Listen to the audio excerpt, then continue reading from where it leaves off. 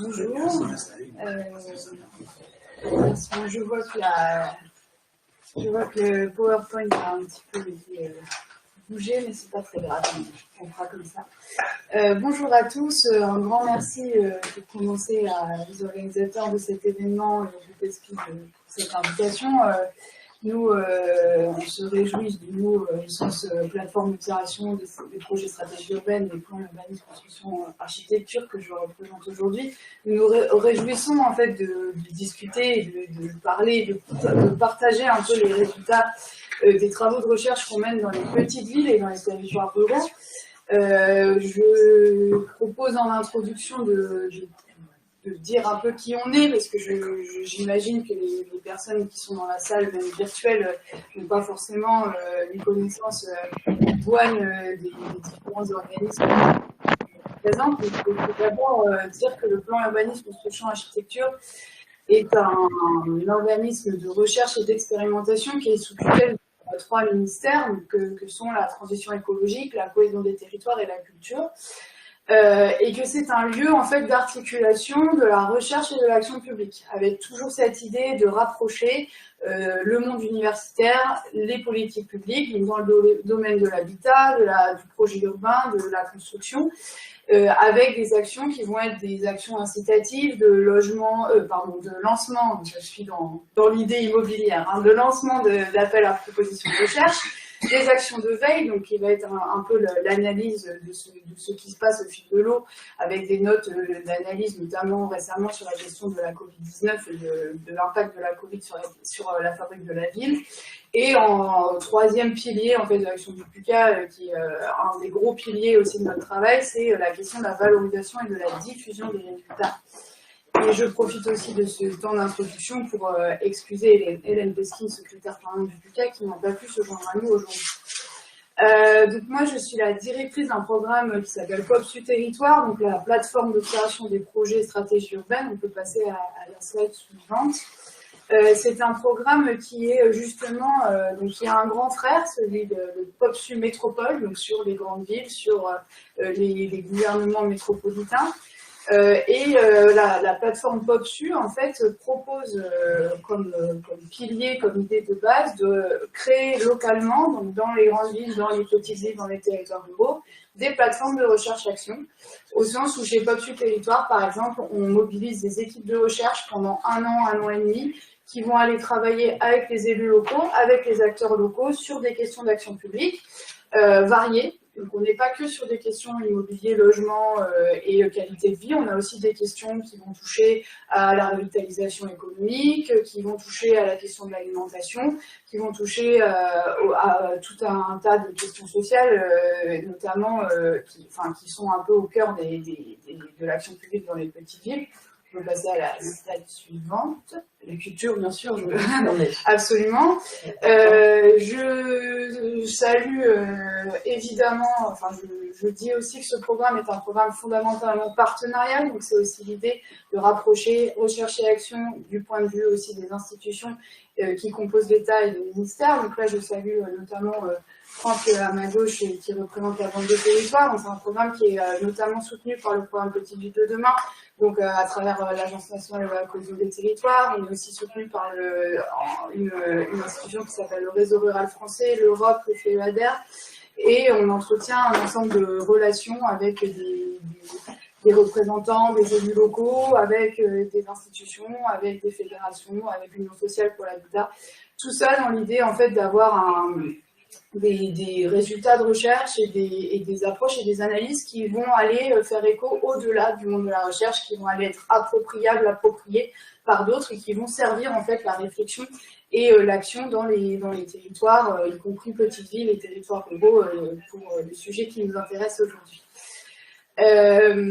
Donc un petit mot aussi sur pourquoi on travaille sur les petites villes et notamment pourquoi et comment on travaille avec Petites Villes de demain. Donc le programme POPSU Territoire a été positionné par Jacqueline Gouraud, donc maintenant ancienne ministre de la cohésion des territoires, comme l'opérateur recherche du programme Petites Villes de demain, dans cette idée d'avoir une fertilisation croisée de la recherche et de l'action dans les petites villes. avec l'idée que, mais ça évidemment que le représentant de la Banque des territoires en parlera peut-être enfin mieux que moi, mais l'idée que dans les petites villes, on manque un peu d'ingénierie et on manque parfois de prise de distance vis-à-vis du quotidien, et que la recherche et la mobilisation d'équipes de recherche peut venir accompagner l'action publique, nourrir l'action publique, documenter et travailler littéralement main dans la main avec les élus locaux. Donc on produit des scènes de débat locales et nationales pour le club, pour le Petite Ville de demain. On participe à l'animation du club des élus du programme.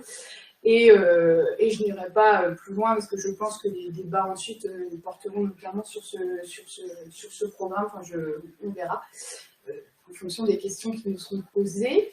On peut tourner. Voilà, donc ça, rapidement, les objectifs du programme sont triples. La première idée, c'est de mieux connaître les dynamiques des petites villes et des ruralités grâce à la recherche-action, tout simplement parce qu'on part du constat que depuis, entre les années, au début des années 2000, disons-le, il y avait quand même assez peu de connaissances de ce qui se passait concrètement dans les petites villes en termes de dynamique, avec des grands récits, des récits un peu globaux, de dévitalisation, une forme de manque de connaissances aussi, des modèles économiques des petites villes. Et l'idée du programme, c'est d'aller un peu diversifier les récits, d'aller montrer qu'il y a des petites villes qui s'en sortent très bien, qui ont des modèles économiques très proactifs, qui vont être dans des dynamiques très positives, notamment du point de vue de l'immobilier, du logement, de la qualité de vie. Dire aussi que quand on est dans une situation de dévitalisation, c'est pas la fin du monde, et en fait on continue à avoir des leviers d'action, des habitants qui ont une qualité de vie, qui ont des envies, des projets, donc il faut toujours les accompagner. Ça, c'est un peu le premier objectif, mieux connaître en fait toutes ces petites villes dans cette diversité.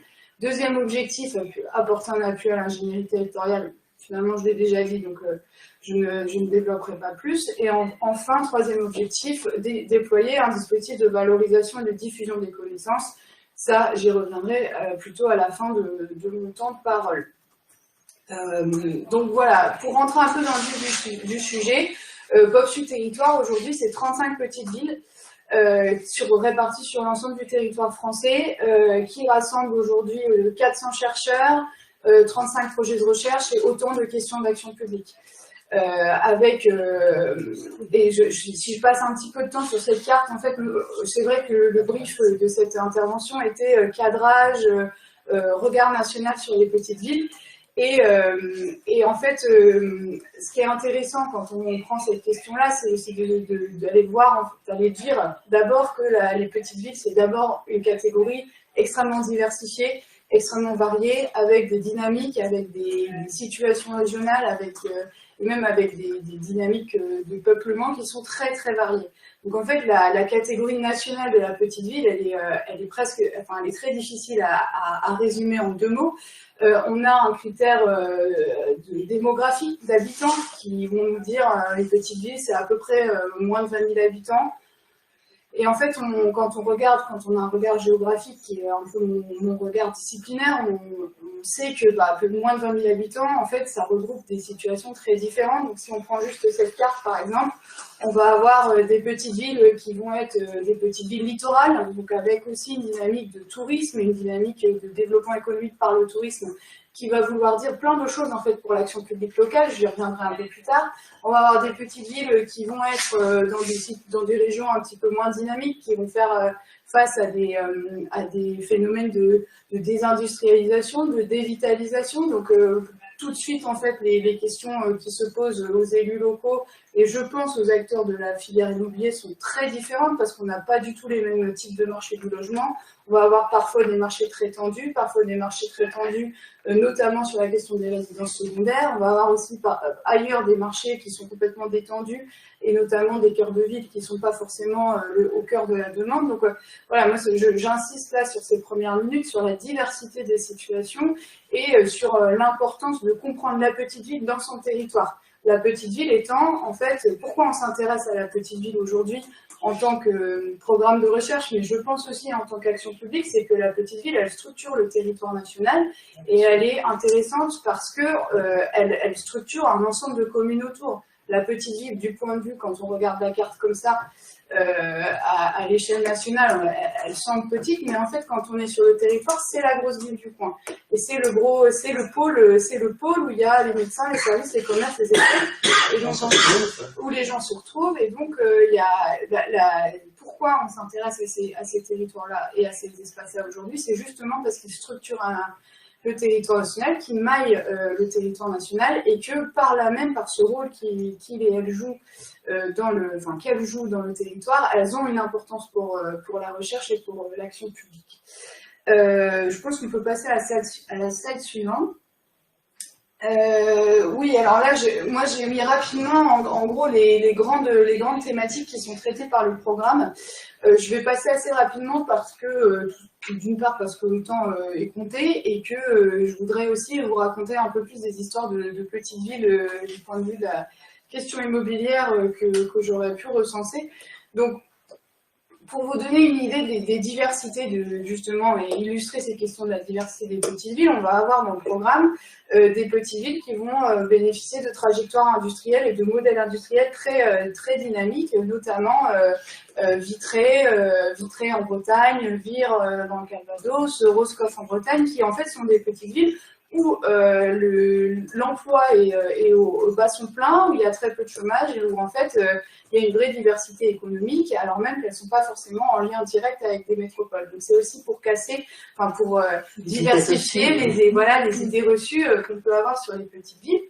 Idem, un autre gros sujet du programme, c'est de réfléchir sur la complémentarité entre les territoires, donc de dire que une petite ville dans son territoire, c'est aussi une petite ville en relation avec d'autres petites villes, avec la grande ville, avec les autres territoires ruraux. Donc on a beaucoup de projets de recherche qui vont aller réfléchir à ces éléments-là. On a des projets qui vont voir ce que fait en fait le dynamisme de la métropole aux petites villes autour, donc notamment en termes de formes urbaines, de formes bâties, de densification ou de non-densification, ça dépend aussi des projets politiques locaux. On va avoir des petites villes qui sont des chaînons de systèmes métropolitains, et notamment qui vont participer à structurer les espaces des grandes villes autour, qui vont être des pôles secondaires, qui vont être des pôles en fait d'attractivité, qui vont participer à l'attraction des métropoles. Et aussi, là c'est un peu un sujet qui émerge, un gros travail qui se lance sur les questions des relations interterritoriales. Dire aussi qu'une petite ville ne vit pas que en fonction de la métropole qui est proche d'elle, mais aussi vit en lien avec les autres petites villes et qu'il y a des relations de service et de complémentarité entre les différents territoires. Vous pouvez être... Autre type de sujet, là ça ne va pas vous surprendre vis-à-vis de ce que j'ai dit plus tôt, un travail d'observation de ce qu'est une petite centralité, et notamment du point de vue du logement, et du logement là intergénérationnel, donc à Caumont-sur-Orge dans le Calvados, à Exertigny dans les Vosges, aussi du point de vue du commerce, avec notamment un gros projet de recherche qui est mené à Chauny, à proximité de Paris.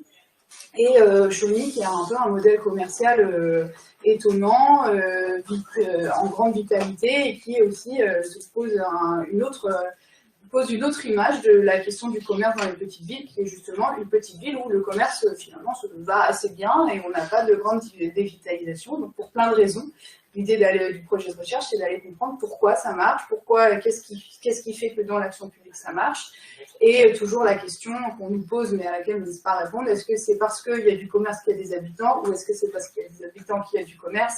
Bon, ça, on ne saura pas répondre. Je pense que c'est un sujet, peut-être que vous avez une réponse, mais moi, j'en ai pas. Oui, quelquefois. Gros sujet qui peut aussi impacter, je pense, les acteurs de la filière logement, c'est la question de la résilience et notamment des crises, que ce soit climatiques, enfin principalement climatiques qui émergent dans les petites villes. Donc évidemment, je pense que j'ai pas besoin de le dire, mais évidemment que les petites villes sont aussi autant, voire plus soumises au changement climatique que d'autres territoires, enfin non pas plus, mais autant, et que l'action publique et que tous les acteurs des petites villes vont être en fait impactés par la question des changements climatiques.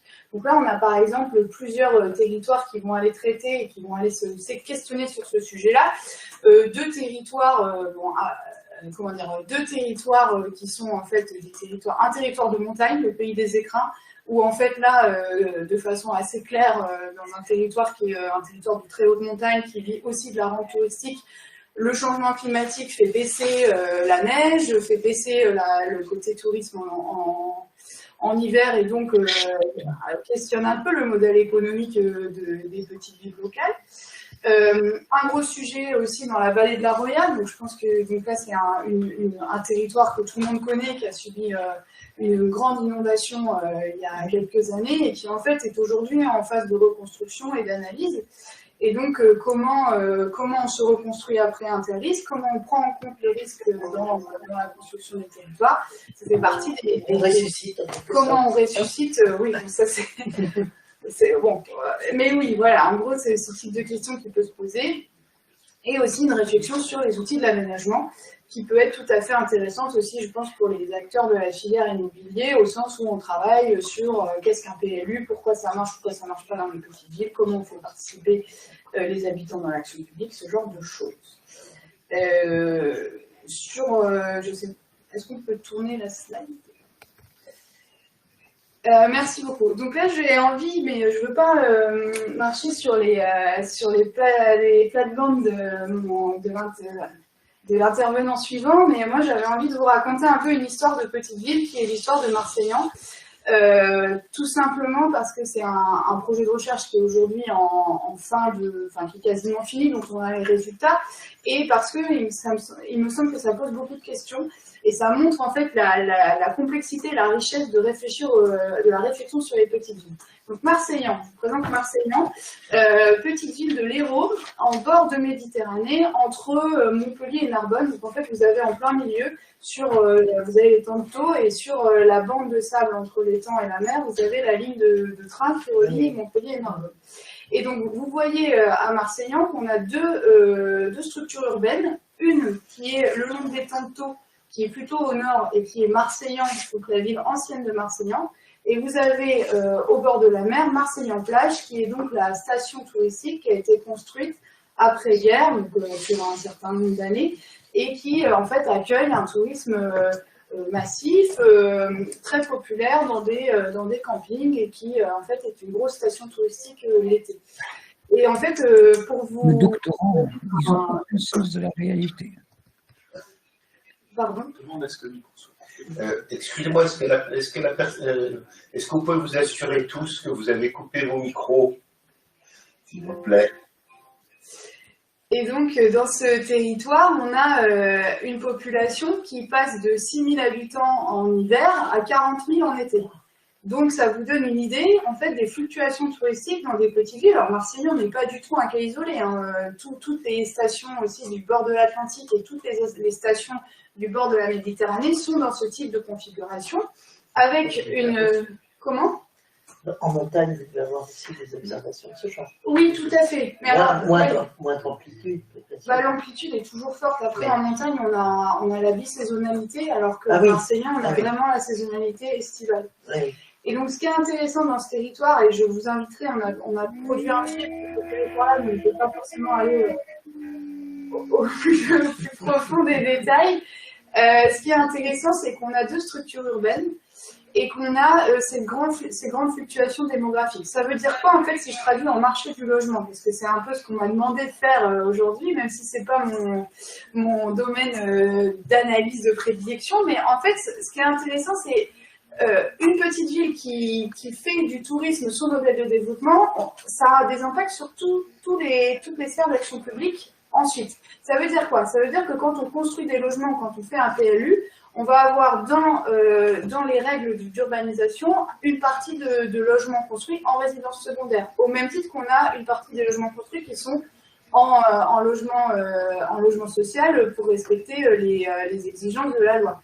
On va avoir une énorme pression immobilière sur ces territoires-là, aussi parce qu'on a un fort taux de résidence secondaire, ce qui fait que les habitants locaux qui font vivre la station et qui sont les commerçants, les personnes, les saisonniers et qui sont les personnes en fait qui sont les supports de l'action de l'activité touristique n'arrivent souvent plus à se loger parce que maintenant du marché, parce que hausse des prix, et en fait vont devoir aller se loger toujours un petit peu plus loin. Donc je pense que ça a vraiment des impacts sur les communes alentour à la station touristique, et sur l'action publique, même si c'est pas, je sais pas si c'est votre sujet, mais sur l'action publique et la planification du territoire. Comment en fait, quand on est une petite ville qui en fait met toutes ses billes, j'ai envie de dire, sur le développement touristique, comment on gère cette pression, comment on gère l'attractivité, comment on fait pour que les gens qui font vivre cette station puissent quand même continuer à vivre sur les territoires, parce que sans eux, il n'y a pas d'activité touristique.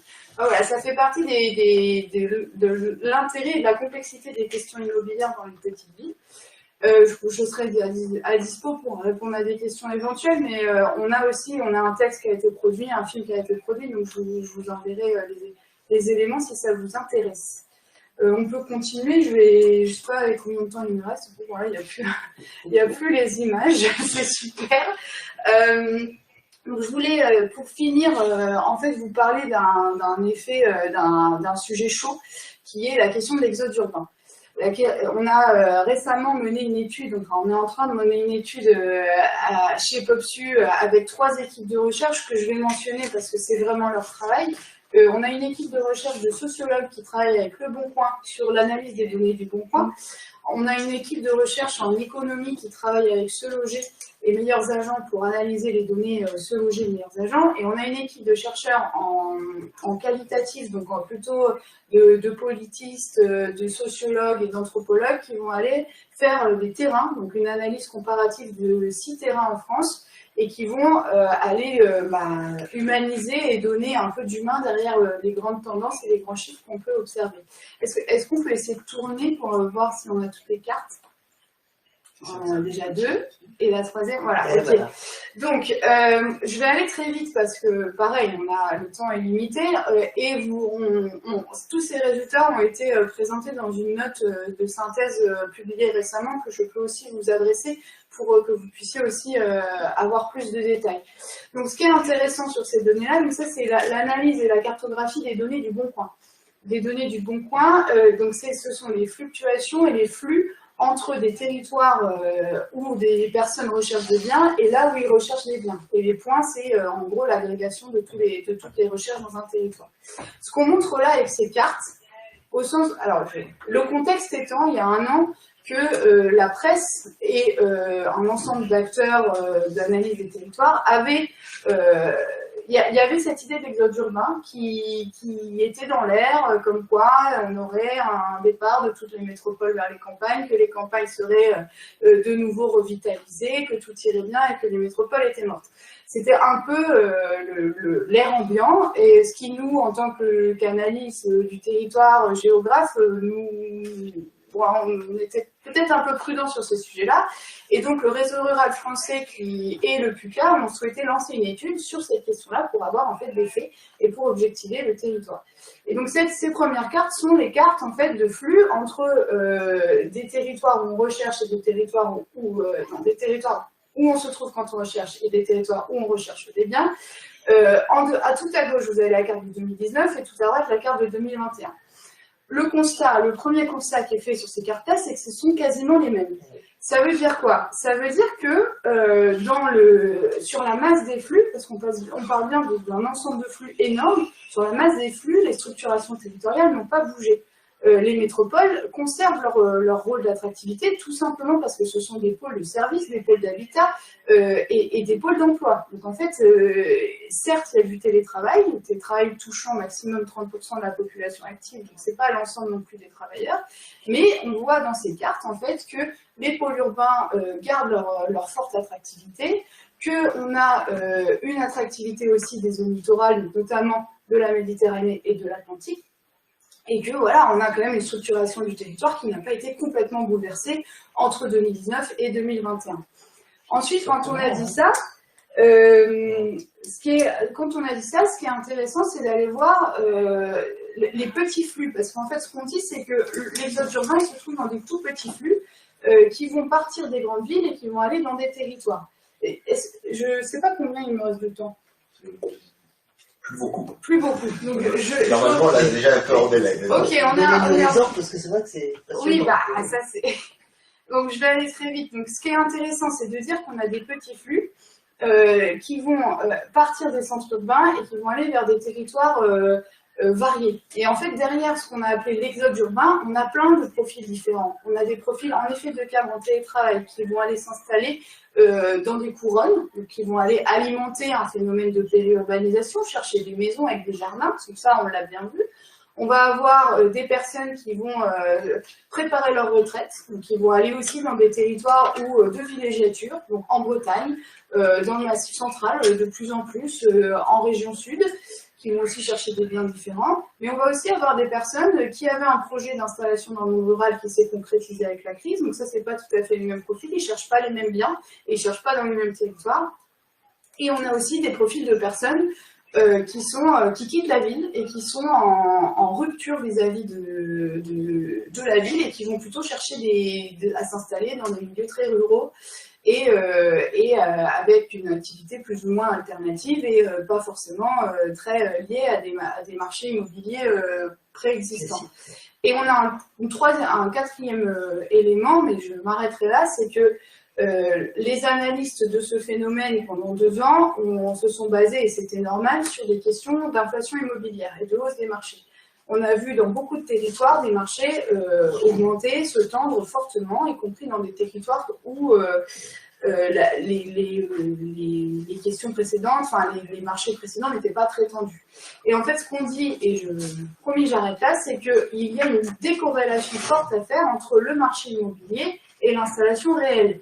Au sens où on a vu à l'issue de l'exode urbain émerger des stratégies d'investissement dans le rural qui sont des stratégies de diversification économique, de placement de capital et aussi avec l'idée d'avoir un refuge dans le cadre de nouveaux confinements ou dans le cadre d'une crise, d'une guerre, enfin que sais-je. L'idée de l'immobilier comme refuge n'est plus approuvée.